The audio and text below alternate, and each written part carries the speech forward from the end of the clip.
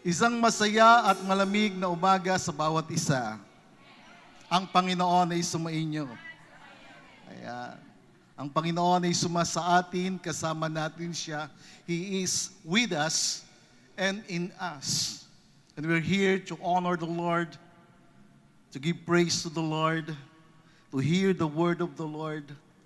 And the Lord wants us to be truthful to Him, na tayo po ay maging totoo sa Panginoon, na maging malalim ang ating ugnayan sa Panginoon.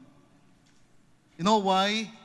The reason why I preach this series, that he who joins with the Lord will have one spirit with the Lord, because the Lord wants you. Nais ni Lord na ang bawat isa lumalim ang ating relasyon, ang ating ugnayan sa Panginoon. You know why? Si Lord meron pong impression na nilagay sa puso ko, sa aking kaisipan. And He spoke to me about 1 Thessalonians 4:16 and 17. You know that? Alam natin yan. Yan yung rapture. That the Lord will descend, ang Panginoon bababa mula sa mga ulap, mula sa kalangitan, na mayroong isang sigaw, may boses ng arkanghel, may trumpeta ng Diyos. At ang mga namatay kay Kristo ay kukunin. And verse 17, ito po yung nag-speak sa akin ng malalim at makahulugan na sinabi doon sa salita ng Diyos, 1 Thessalonians 4:17, na tayo po na nabubuhay at nananatili ay kukunin na kasama nila. At gusto ko pong maintindihan niyo po yung salitang nabubuhay at nananatili. Kasi gusto ko po kayong i-remind at paalalahanan na hindi po lahat na nagsisimba ay kukunin ng Panginoon. Kundi sila lamang po na nabubuhay. Pagka inalam mo yung salitang nabubuhay, ito ay nabubuhay sa Panginoon, totoong nabubuhay sa Panginoon, nananatili, totoong nananatili sa Panginoon, totoong tapat sa Panginoon. Ang kukunin ng Panginoon, isasama niya sa kanyang kaharian, ay yung totoong sumampalataya sa Kanya, totoong naniwala sa Kanya, totoong nabubuhay para sa Kanya, na si Jesus yung una sa Kanya. Mga kapatid, si Jesus yung una sa atin. The Bible says, He is before all things. Siya ang dapat una sa atin. Siya dapat yung pinakamahalaga sa atin. Yes, we love our family, we love our job, our business. But secondary lang po ito. Kasi hindi sila yung pinagmumulan ng ating buhay. Ang nagbigay ng buhay sa atin. Ang nagbigay ng kaligtasan sa atin. At ang magdadala sa atin sa paraiso ng Diyos ay ang Panginoong Hesukristo, wala nang iba. Kaya po ako po'y nakikiusap sa bawat isa na tayo po'y maging totoo sa Panginoon. Na tayo po'y magkaroon ng malalim na ugnayan sa Panginoon. That is why I expound one verse.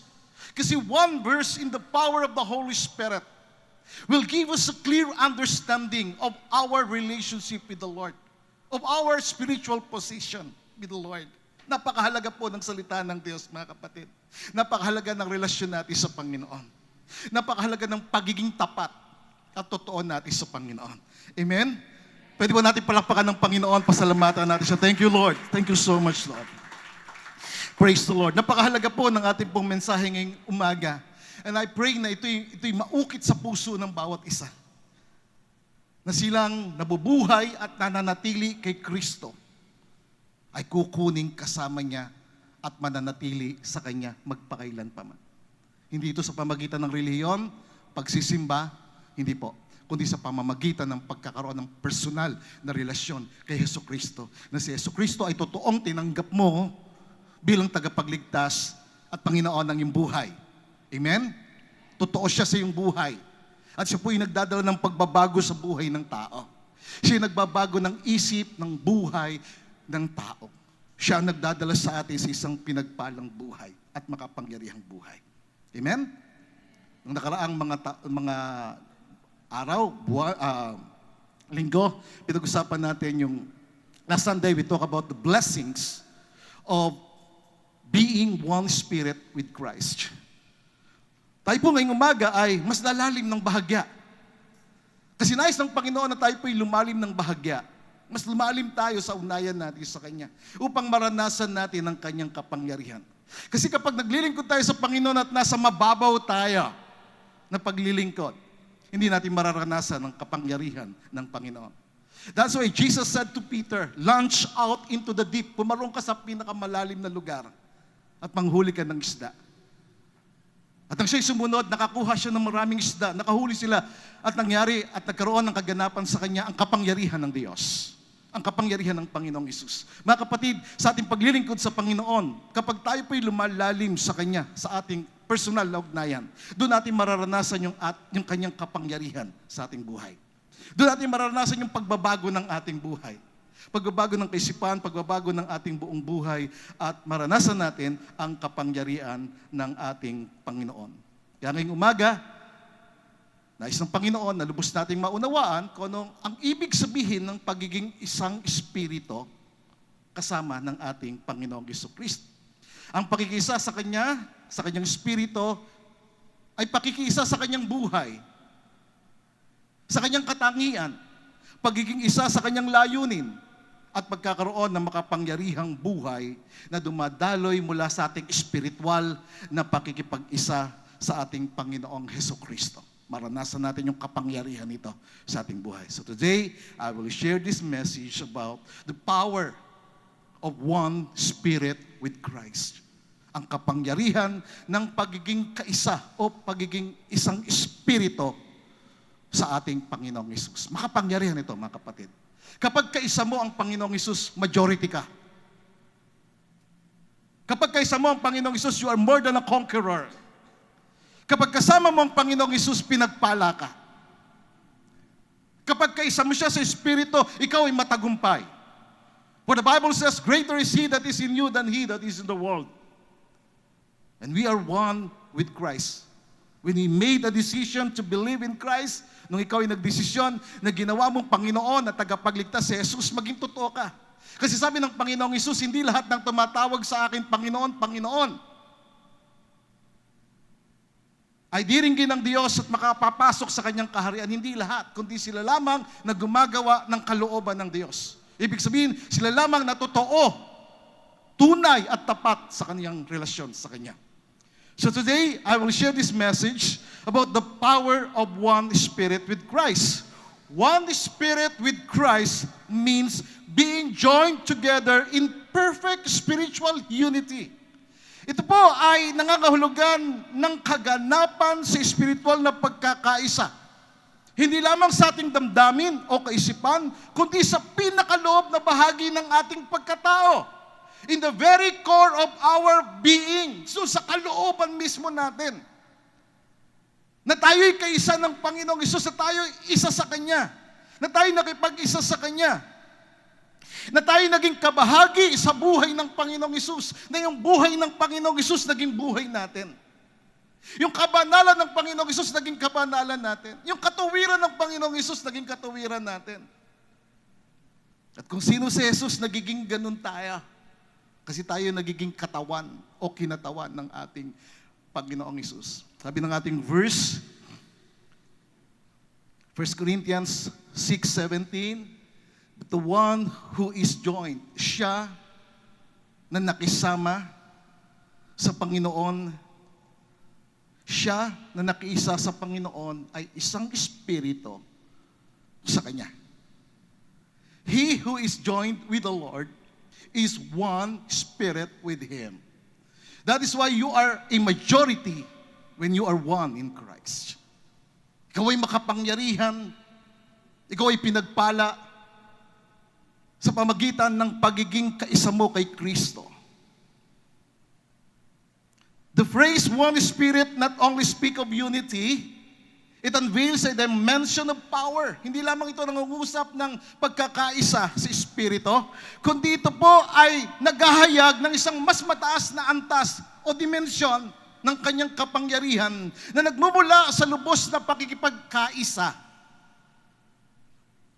pagkakasama, pagkakaugnay sa Espiritu ng Diyos sa pamagitan ng ating Panginoong Jesucristo.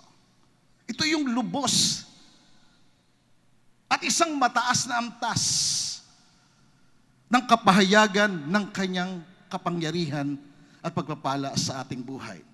The power of one Spirit is the manifestation of God's divine nature, wisdom, strength, and glory through a believer who is totally united and yielded to the Holy Spirit. Ang kapangyarihan ng isang Espiritu ay ang kapahayagan ng banal na kalikasan ng Diyos, ng karunungan, ng kalakasan, ng kaluwalhatian ng Diyos sa pamagitan ng ating lubos na pakikipag-isa at pagpapasakop sa banal na Espiritu. Mga kapatid, ang pagiging isang Espiritu kay Kristo ay pagkakaroon ng isip ni Kristo, pagiging katawan ni Kristo, na ang katuwiran ni Kristo at katangian ni Kristo nasa atin, na ang anointing at authority ni Kristo nasa atin. We are joined with Christ in His character, in His nature, in His purpose, and in His power. Na tayo po ay kaisa ni Kristo sa kanyang ugali. Kaya pag isang tao nakapag-isa kay Kristo, nababago yung ugali. Amen? Yung totoong nakipag-isa. Yung totoong kasama ni Hesus Kristo, nababago yung pananaw. Nababago yung kaisipan. Yung katangian ni Kristo na hayag sa Kanya. Hindi ako mabuti. Pero naging mabuti ako dahil kay Kristo.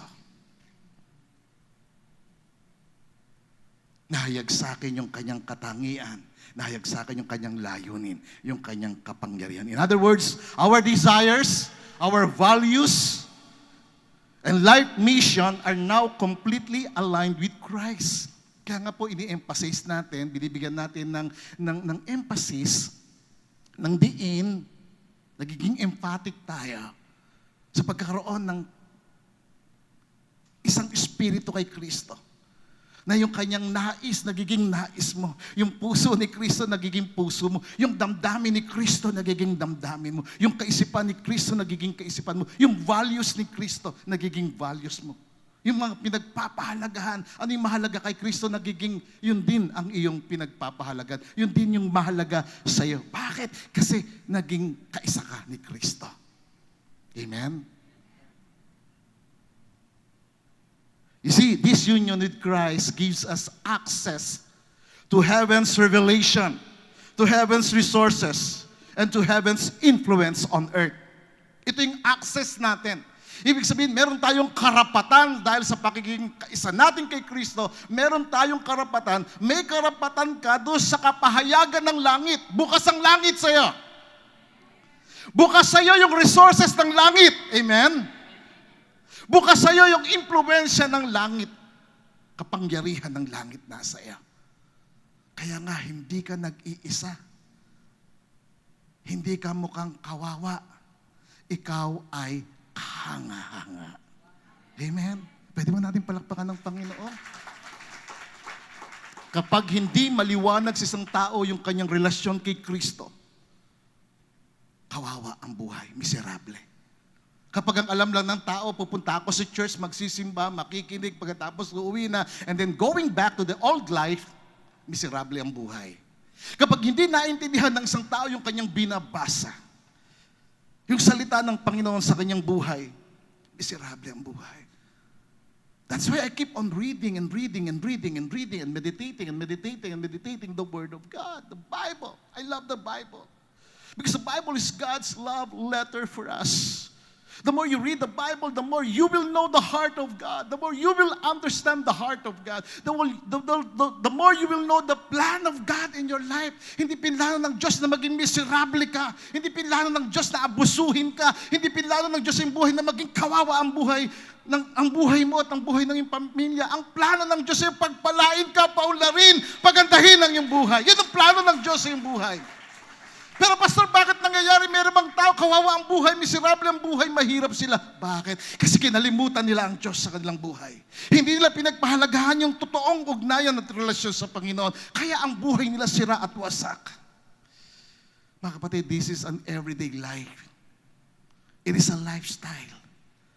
Maging lifestyle natin ito. Nakasama natin si Kristo. Itong mensahe nito ay magre-reveal sa atin o maghahayag sa atin ng kapangyarihan ng ating pakikipag-isa kay Kristo. Not just the blessings, but the power of being one in spirit with Christ. So what is the power? Ano yung kapangyarihan na dulot ng pagiging isang espiritu kay Kristo? Ano ito? Ano ba yung naidudulot nito? Bakit kailangan makipag-isa ako kay Kristo?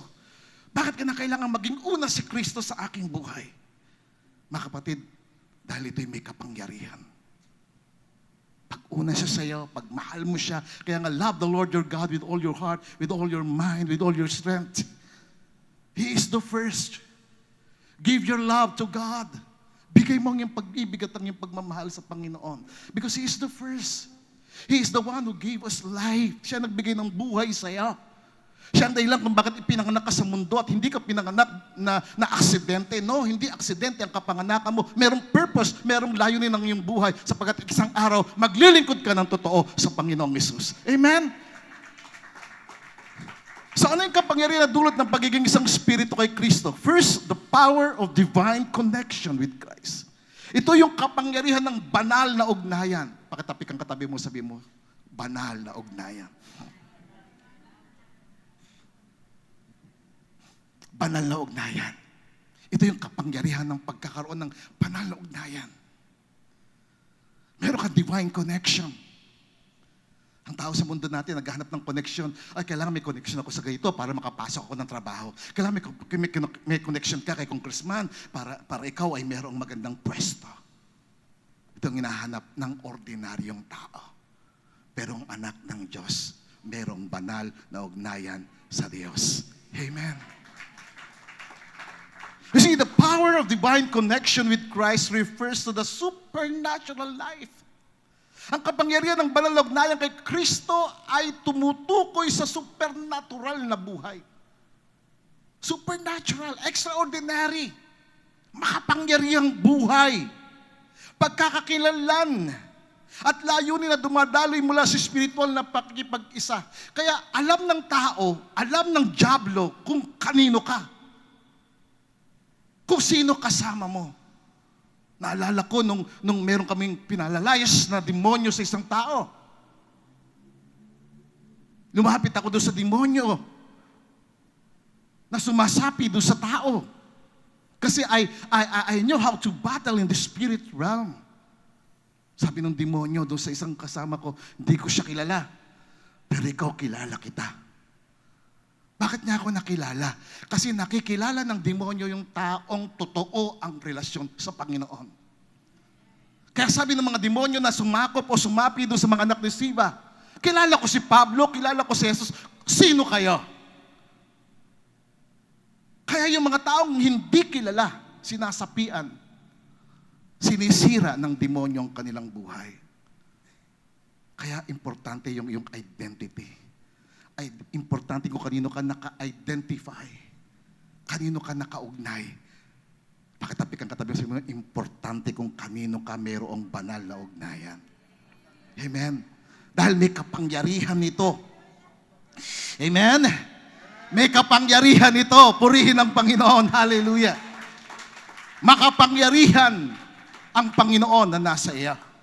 Greater is He that is in you. You see, divine connection with Christ is the source of our strength. Ito po yung pinagmumulan ng ating kalakasan, ng ating pagbabago. Kaya yung totoong na kay Kristo, binago ang buhay. Amen? Kasi yun ang sabi ng Biblia eh. Ang sino man nakipag-isa kay Kristo, nagiging bago. Nagkakaroon ng pagbabago sa kanyang buhay.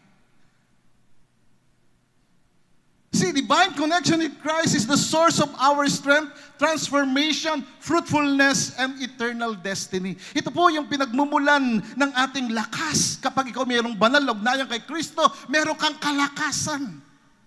Hindi ka nangihina. Hindi ka mukhang kawawa kasi ikaw yung kanyang inaaruga, inaalagaan, pinalalakas, pinatitibay, pinalulusog, ginagawa mabunga. You see, this divine connection, itong banal na ugnayan sa Panginoon, hindi po ito simboliko, mga kapatid. It is a powerful living if you are true to yourself, true to your relationship with the Lord. Kapag totoo ka. Kaya ako, everyday, nire-remind ako ng Panginoon, totoo ka ba sa akin? Kasi kapag hindi totoo, nagkakaproblema. Kaya hindi mawala sa akin yung vision. Nakita ko ang Panginoon. At sinabi niya sa akin, kunin mo ang tali at itali mo sa bewang mo. And I realized it is the truth of the Word of God, the belt of truth. Kasi yung katotohanan, kapag wala sa iyong buhay, walang silbi ang salita ng Diyos. Walang silbi ang pananampalataya. Walang silbi ang paglilingkod sa Diyos. Walang silbi ang ugnayan kung wala ang katotohanan at hindi ka totoo sa Panginoon. Amen? Amen, mga kapatid? Huwag po kayo magalit sa akin, ha? Kasi gusto ko po kayong makasama sa rapture. Kasi ang totoong isasama ng Panginoon yung namubuhay ng totoo sa Kanya. Huwag kayong magalit sa akin, ha? Spokesman ako ni Lord, eh. Amen? Amen po ba? Huwag kayong magdamdam sa akin dahil nangangaral ako ng salita ng Diyos. Amen? Huwag kayong galit, ha, sa akin. Kung hindi kayo nagagalit sa akin, pakilagay ang inyong kamay sa mukha. Sige po, yung kamay, yan. Pagkatapos, dahan-dahan po tayo, tanggalin ang maskara. Ayan.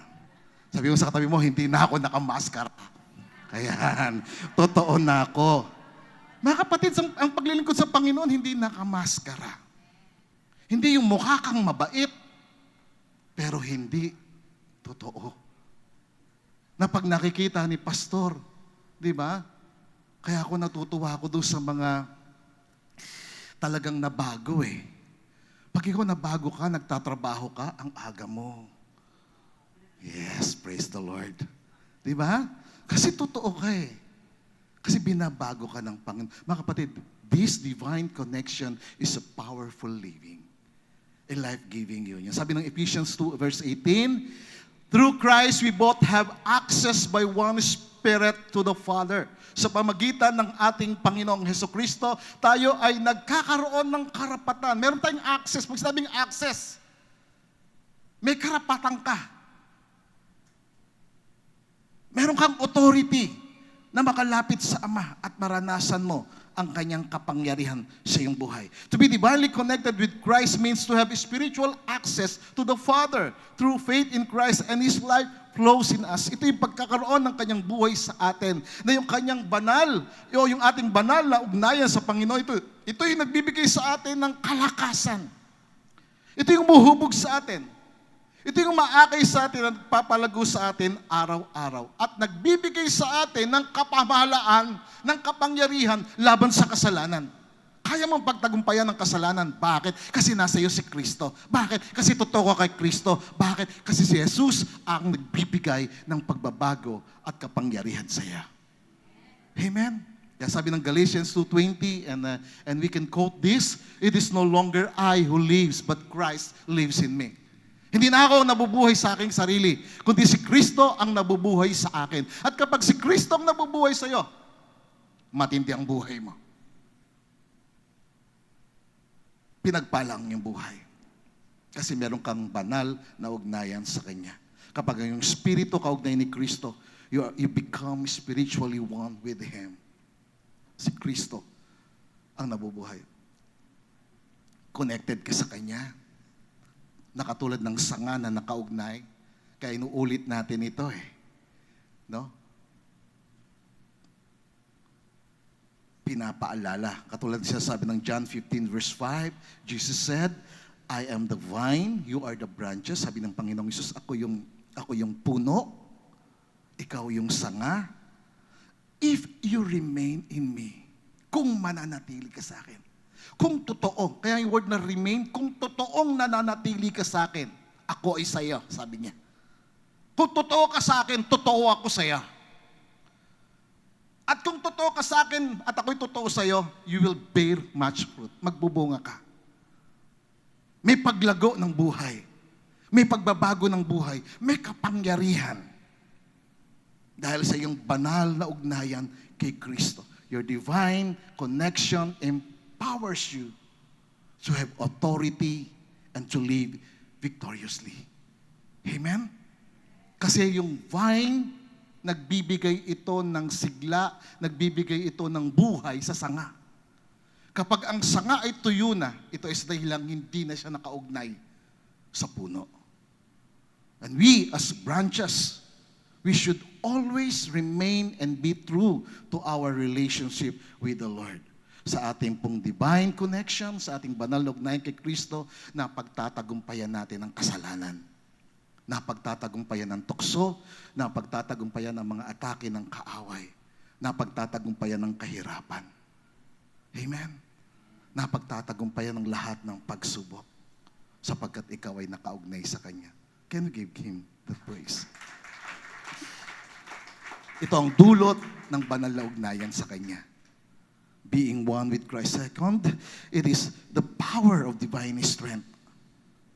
Ang dulot, ang kapangyarihang idinudulot ng pagiging isang espiritu kay Kristo. Una, banal na ugnayan. Pangalawa, banal na kalakasan. Nagkakaroon ka ng banal na kalakasan. Yung kalakasan mo, ito ay banal, malinis, dalisay, matuwid.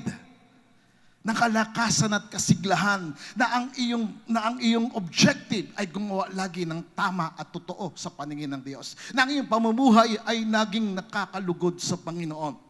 You see, the power of divine strength with Christ means having access to the power of unlimited strength. Itong pagkakaroon ng kapangyarihan ng banal na kalakasan kay Kristo ay pagkakaroon ng karapatan sa kapangyarihan na walang hanggan. You have access to the unlimited power of God. God is able to do exceedingly abundantly above all that we ask or think according to the power that works in us. Why? Because you have access to Him.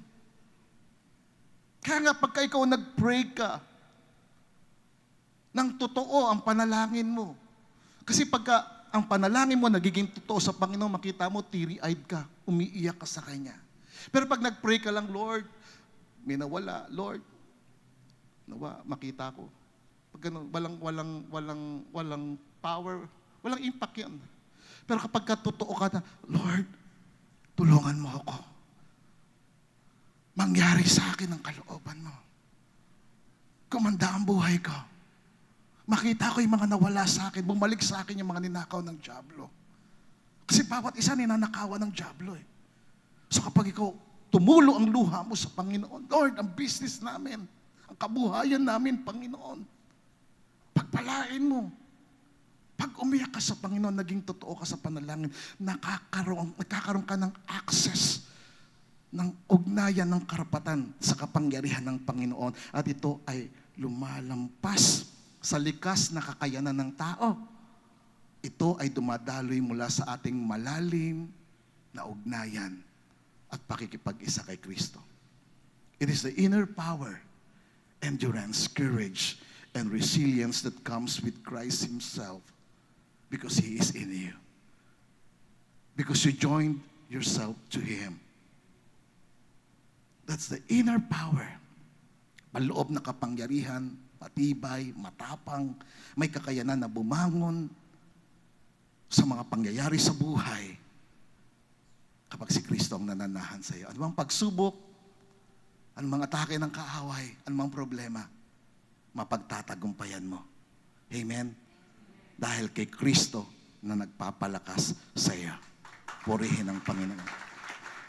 You see, that divine strength is not a matter of willpower. Hindi ito yung nakabatay sa ating sariling determinasyon o talento o pisikal na lakas. Ito yung nanggagaling sa ating pagiging isang espiritu kay Kristo. Kaya nga sabi ng Philippians chapter 4 verse 13 na sinabi natin kanina, can we read that?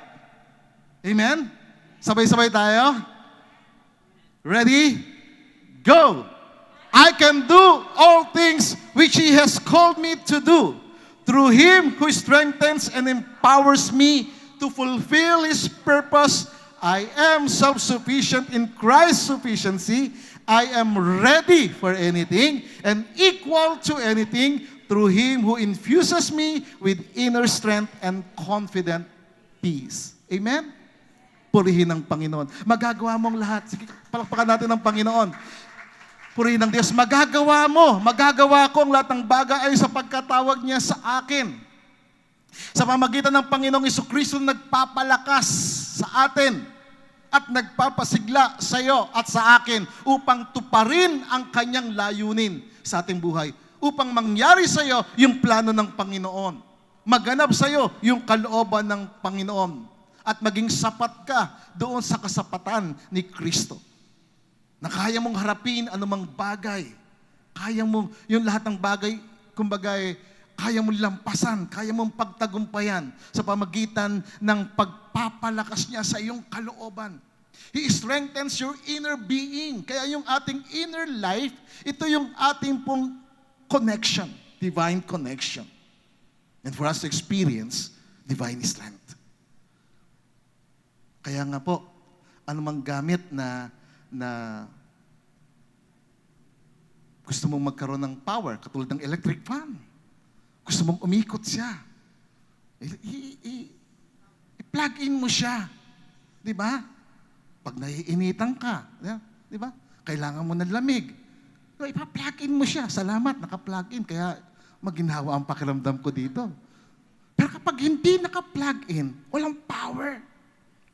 Kaya nga dapat naka-plug in ka. Meron kang banal na ugnayan kay Kristo para maranasan mo ang banal na kalakasan sa iyong buhay. Purihin ang Panginoon. Kaya nga, sabi ng Ephesians 3:16, ito yung prayer ko sa inyo. I pray that out of His glorious riches, He may strengthen you. Dalangin ko na mula sa kanyang kaluwalhatian, ng kanyang kayamanan, palakasin kayo sa pamagitan ng kanyang kaluwalhatian sa inyong espiritu, sa inyong pagkataong loob. That Christ may dwell in your heart. Si Kristo manahan sa inyong puso. Si Kristo mahayag sa inyong buhay. Na kayo ay, dalangin ko ito. Dalangin ni Pablo sa church ng Ephesians. Dalangin ito ng mga pastor, dalangin ito ng mga leader. Na ang bawat isa magkaugat kayo. Tumibay kayo sa pananampalataya kay Kristo. Maging malalim, maging makahulugan ang inyong ugnayan sa Panginoon. Magkaroon kayo ng kakayanan, ng kapangyarihan, kasama ng lahat ng mga banal. Maunawaan ninyo kung gaano kalawak, kahaba, kataas, kalalim ang pag-ibig ni Kristo. Kaya nga kung ano si Kristo, dahil sa iyong pakikipag-isa sa Kanya, nakikita ito sa iyo. See, sa pamagitan ng kapangyarihan ng banal na kasalanan, na banal na kalakasan, malalampasan mo, mapagtatagumpayan mo ang lahat ng kasalanan sa iyong buhay. Lahat ng atake, lahat ng pagsubok sa iyong buhay. Dahil sa pag-ibig ni Kristo, mamahalin mo kahit hindi ka ibig-ibig. You will include those that are excluded. You can love the unlovable. You can forgive even the unforgivable. Mapapatawad mo kahit na yung hindi, parang ang hirap patawarin ng pastor.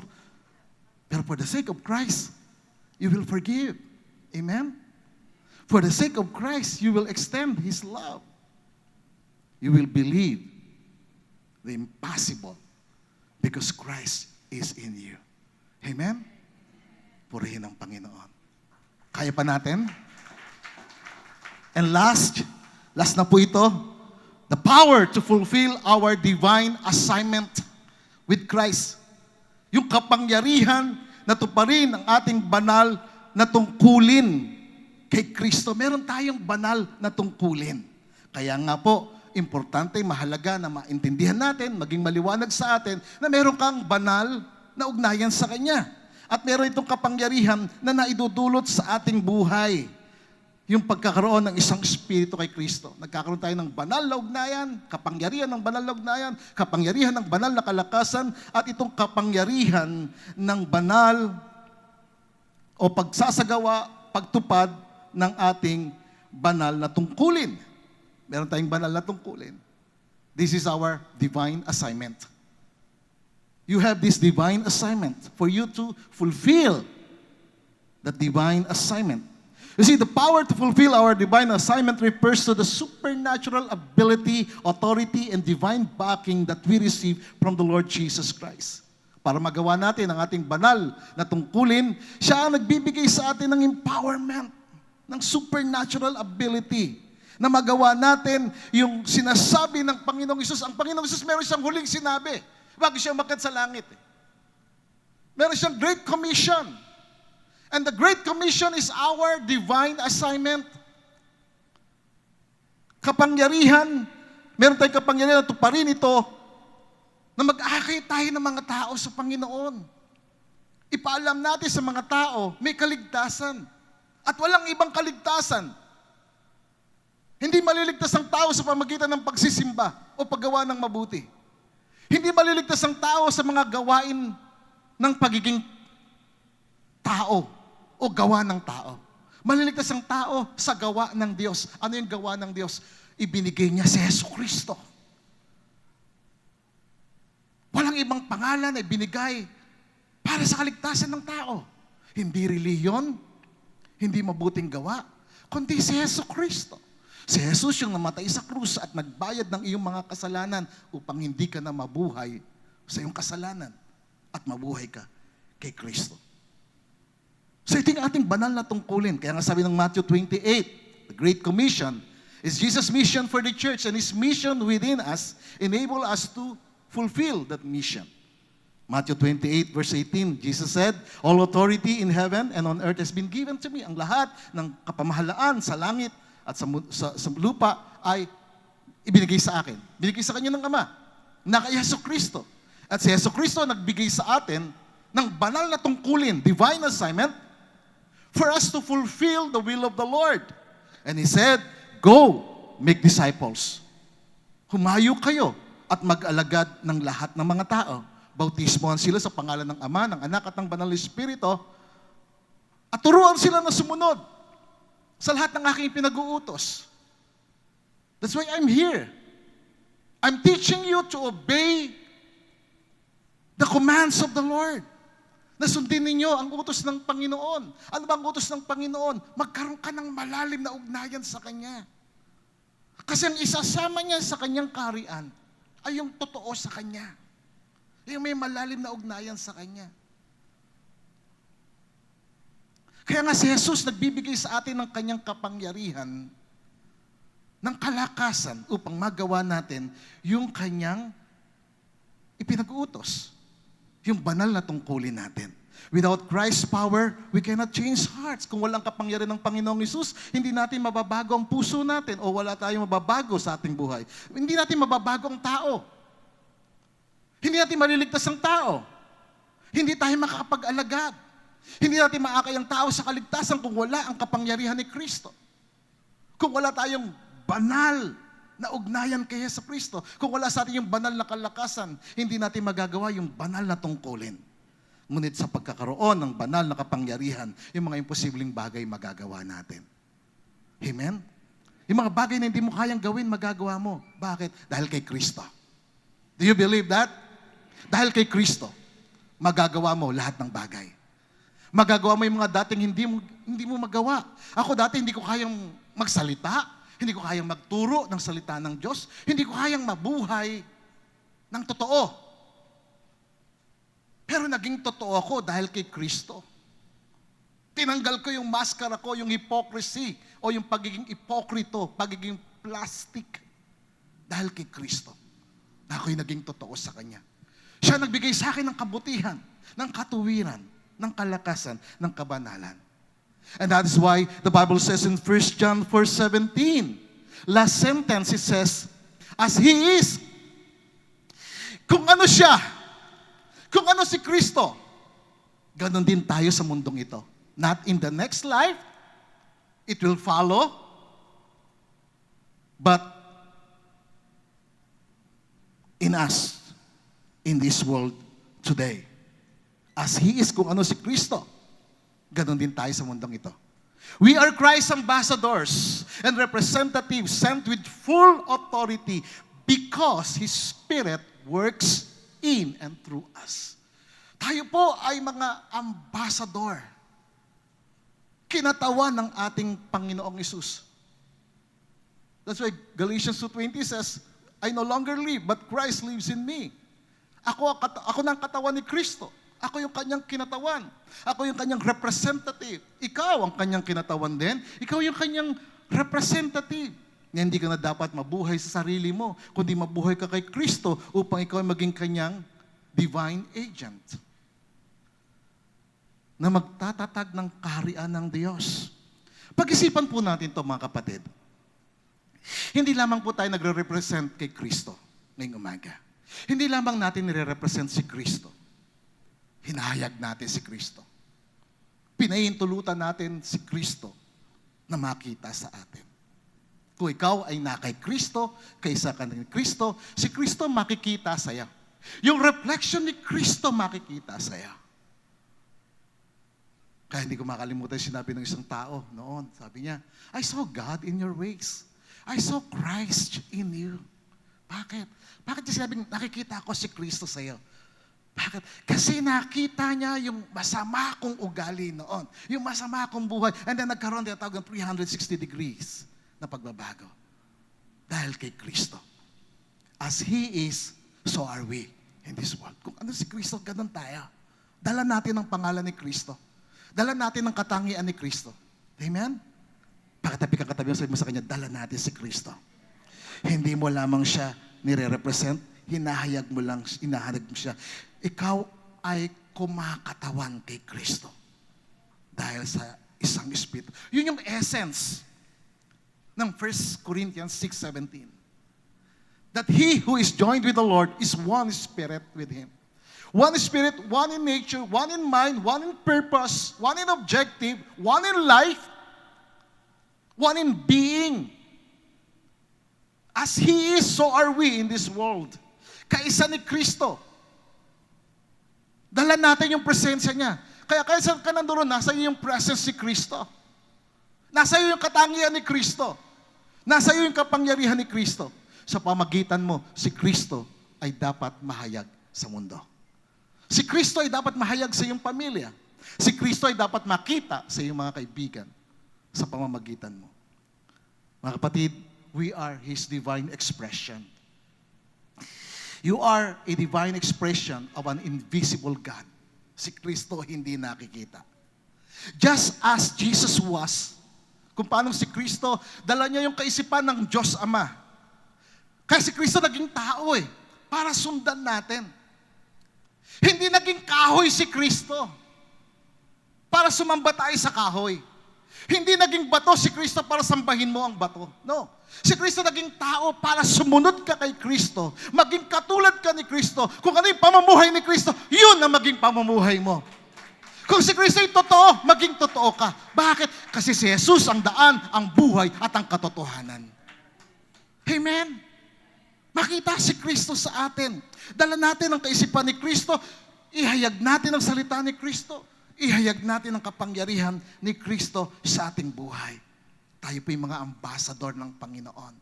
At tandaan nyo, ang isang ambassador, hindi siya nagsasalita para sa kanyang sarili. Ang ambassador, nagsasalita siya on behalf of his government. Kung ano yung pinaninindigan ng kanyang gobyerno, kung ano yung pinaniniwalaan ng kanyang gobyerno, kung ano yung aral ng kanyang gobyerno, yun yung kanyang sinasabi. And we, as His ambassadors, we're here to speak the Word of God. To speak the teachings of God. To share the Word of the Lord with full authority. That's why Jesus said in Luke 10 verse 19, sabi niya, I have given you authority. Kaya nga meron tayong authority to share the Word of God. We have this divine assignment to share the Great Commission, to go and make disciples. No, tayo po ay maging kasama ni Kristo, ipahayag natin ang kanyang kapangyarihan. He has given us authority over all the power of the enemy. It is through the power of one Spirit that we have authority against the enemy. Mga kapatid, hindi madali yung mag-share ng Word of God. Alam natin yon. Hindi madali yung mag-aakay ka ng mga tao sa Panginoon. Merong opposition.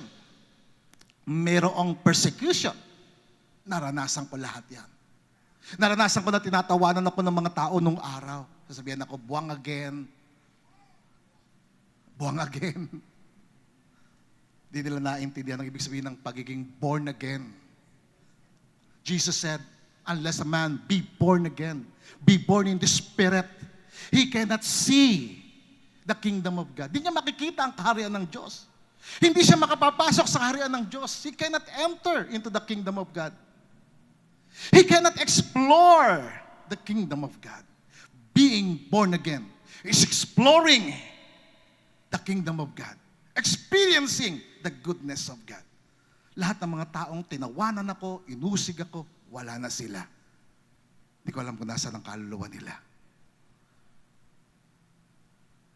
Pero ako'y narito pa rin, nagmamahal sa Diyos, naglilingkod sa Diyos, totoo sa Diyos, at nararanasan ko yung kapangyarihan ng Panginoon sa aking buhay. Amen? Purihin ang Panginoon. He has given us authority to overcome all the persecutions, all the troubles, all the worries, all the opposition in life. Why? Because of the Holy Spirit in us. He has given us this divine assignment to fulfill God's will in our life. Because of being one in spirit. That's why Romans 8:11 says, if the spirit of Him who raised Jesus from the dead dwells in you, kung ang Espiritu na bumuhay kay Kristo, nananahan sa iyo, siya na bumuhay kay Kristo ay magbibigay ng buhay sa iyo, magbibigay ng kalakasan sa iyo, magbibigay ng kapangyarihan sa iyo, magbibigay ng pagpapala sa iyong buhay. He will give you life. And that is the Zoe life, the life of God. The power of the Holy Spirit. He will give you boldness to speak forth the word of the Lord. He will give you that empowerment for you to pray for those who are sick and they will recover. He will awaken your heart to draw people to Christ. Alam mo, lalapit ang tao sa Panginoon dahil nakita nila si Kristo sa iyo. Nakita yung kabutihan sa iyo. Nakita sa iyo yung paggalang at pagmamahal sa magulang. Nakita sa iyo yung kabutihan ng pakikisama sa kapwa. Ang tao lalapit kay Kristo dahil nakita si Kristo sa iyo. Amen? Mga kapatid, we are empowered through our divine connection, banal na ugnayan. Binigyan tayo ng kapangyarihan, ng banal na kalakasan at banal na tungkulin dahil kay Kristo. We are kingdom agent, ambassador of the kingdom. Dahil kay Kristo. And I will close on this verse, Colossians 1:26. Basahin niyo po, kayo na lang po ang bumasa. At makikinig ako sa inyo. Tagalog ito. At namnamin ninyo mga kapatid. Basahin niyo na mayroong sigla, nakapag-almusal, nananghalian, kasama ng hapunan. Amen? Ready? Go!